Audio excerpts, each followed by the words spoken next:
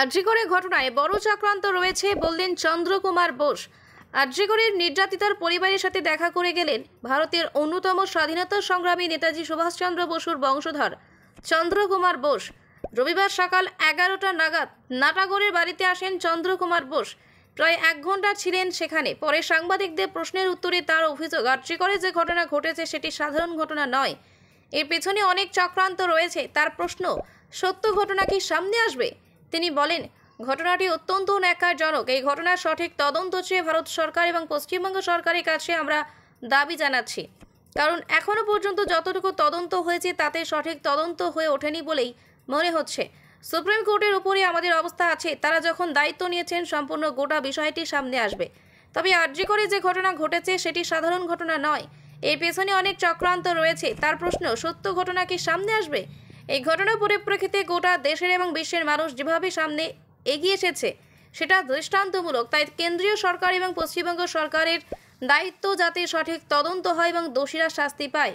তিলোত্তমা যেভাবে 36 ঘন্টা ডিউটি করেছেন, তাই প্রধানমন্ত্রীর কাছে তার দাবি, ভারত সরকার যাতে তিলোত্তমা কর্মযোগী অ্যাওয়ার্ড ঘোষণা করে। মহিলাদের সম্মান করার ক্ষেত্রে গোটা বিশ্বে পশ্চিমবঙ্গের যে সুনাম ছিল সেটা আজ নেই। তার অভিযোগ, সমাজের সব ক্ষেত্রে রাজনীতি ঢুকে পড়ার কারণেই এই ধরনের ঘটনার বেড়ে চলেছে। তার অভিমত, সিবিআই এর উচিত ফাস্ট ট্র্যাক কোর্ট গঠন করে এই মামলার বিচার করা, কারণ সিবিআই এর একটা দক্ষ সংগঠন, তাদের সুনাম আছে এবং সেই সুনাম বজায় রাখতেই এটা করা উচিত। দেখুন, আমরা বোস পরিবারের পক্ষ থেকে আমরা এসেছি আজকে পরিবারের সাথে দেখা করতে, কথা বলতে। এই যে ন্যাক্কারজনক ঘটনা, মর্মান্তিক, এই ঘটনার সঠিক তদন্ত যাতে হয় এই দাবি আমরা ভারত সরকার এবং রাজ্য সরকারের কাছে রাখছি। কেন এখনো পর্যন্ত যা দেখা যাচ্ছে, যে তদন্ত হয়েছে, যে তথ্য প্রকাশিত হয়েছে, সামনে আসছে, হয়তো সেইভাবে সঠিক তদন্ত হয়ে ওঠেনি। আমাদের সম্পূর্ণ আস্থা আছে সুপ্রিম কোর্টে। সুপ্রিম কোর্টে তারা দায়িত্ব যখন নিয়েছেন, সমস্ত তথ্য সামনে আসবে। কিন্তু আরেকটি বিষয়, এই যে আরজিকর হাসপাতালে যে ঘটনা ঘটেছে এটি সাধারণ ঘটনা নয়, এর পেছনে অনেক চক্রান্ত রয়েছে। তাই সমস্ত যেসব ঘটনা ঘটেছে সেটি সামনে আসবে কি, এটি সাধারণ মানুষের মনে আজকে জেগেছে। যে স্বতঃস্ফূর্তভাবে কলকাতায় মানুষ, এবং শুধু কলকাতা নয়, সারা ভারতবর্ষে এবং বিশ্বে এগিয়ে এসছেন, একটি দৃষ্টান্তমূলক। তাই আজকে এই বার্তা আমরা দিতে চাই যে কেন্দ্রীয় সরকার এবং রাজ্য সরকার তারা দায়িত্ব নিয়ে যাতে সঠিক তদন্ত হয়, দোষীরা শাস্তি পায়, এটি কিন্তু তাদের কর্তব্য আমি মনে করি। এবং আমরা আরেকটি বিষয়ে, যে 36 ঘন্টা যে তিলোত্তমা কাজ করেছে, এটি এক সাংঘাতিক, কন্টিনিউয়াসলি 36 ঘন্টা ধরে কাজ করা। তাই আমরা প্রধানমন্ত্রীর কাছে এই দাবি করতে চাই যে তিলোত্তমা কর্মযোগী অ্যাওয়ার্ডটি ঘোষণা করা উচিত ওনার নামে, যেটি যারা এই ওনাকে বলা যেতে পারে সিস্টার নিবেদিতার যেন যেভাবে প্রতিশ্রুতি দিয়েছিল সকলকে, মানুষ এর পেছনে দাঁড়িয়ে কাজ করা, সেই চিন্তা করে এই অ্যাওয়ার্ডটি যেন রাখা হয়।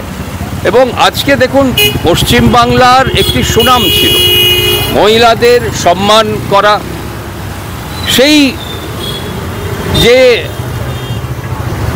একটি সারা বিশ্বে সুনাম ছিল যে এখানে আমরা মহিলাদের রক্ষা করি, তাদের সম্মান দিই, সেটি আজকে কোথায়? তাই আবার যাতে পশ্চিমবাংলার সেই সুনাম ফিরে আসে, মহিলারা সুরক্ষিত থাকে, এই আমাদের দাবি, এই আমাদের আশা। পর তো একের পর রাজ্যে আরও ঘটনা ঘটছে এরকম একই, সেই ক্ষেত্রে কি বলবেন, সুরক্ষা কোথায় নারীদের? দেখুন, পুলিশ প্রশাসনকে দায়িত্ব নিতে হবে, রাজনীতি নয়। আজকে যেটা দেখা যাচ্ছে সর্বঘটে সর্ব জায়গায় রাজনীতি ঢুকে পড়েছে। রাজনীতিকে সরিয়ে রেখে প্রশাসন তারা নিজের দায়িত্ব পালন করুক, এই দাবি আমরা আপনাদের সামনে রাখছি। স্যার, সিবিআই যে ইনভেস্টিগেশন করছে সেই ইনভেস্টিগেশনের উপরে প্রশ্ন তুলেছেন ভিকটিম ফ্যামিলি, সেটা কীভাবে দেখছেন আপনি, কী বলবেন স্যার সেটা? দেখুন, সিবিআই একটি রাষ্ট্রীয় সংগঠন, তাদের তদন্ত করার একটা আলাদা পদ্ধতি আছে, কিন্তু যেভাবে এখনো পর্যন্ত সিবিআই যেভাবে তদন্ত করেছে আমার মনে হয় ফাস্ট ট্র্যাক নয়। সকলেই আমরা দাবি করছি ফাস্ট ট্র্যাক তদন্ত হওয়া উচিত, কিন্তু সেটি কি হয়েছে এই প্রশ্ন আমি সিবিআইকেই করছি।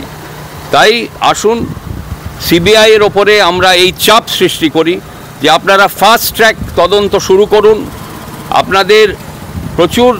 আপনারা দক্ষ সংগঠন, তো সেই পরিচয় আপনারা দিন মানুষের সামনে। আগামীকাল আবার রাত দখল হচ্ছে বিদেশের মহিলাদের, এবং বিদেশের মাটি, যেমন বাংলাদেশেও আমরা দেখেছি এই আন্দোলনের একটা আঁচ পড়েছে, কি বলবেন স্যার? দেখুন, বিশ্বে পড়েছে, কেন দেখুন পশ্চিম বাংলায় মানুষ এটি আশা করে না, এইভাবে একটি ধর্ষণ খুন হয়ে গেল, সেটি আবার একটি সেফ জোনেতে। হাসপাতাল তো একটি সেফ জোন, হাসপাতাল তো রাস্তাঘাটে নয়, তো একটি সেফ জোনেতে যেখানে চিকিৎসকরা তারা একটি সেফটির মাধ্যমে, সেফটির একটি জায়গায় তারা চিকিৎসা করে, সেখানে এরকম ঘটনা কি করে ঘটলো? তো এটা একটা শকিং, তো এই শক মানুষ নিতে পারছে না, তাই স্বতঃস্ফূর্তভাবে বাংলা, ভারতবর্ষের অন্য রাজ্যে এবং বিশ্বে সকলে এগিয়ে আসছে।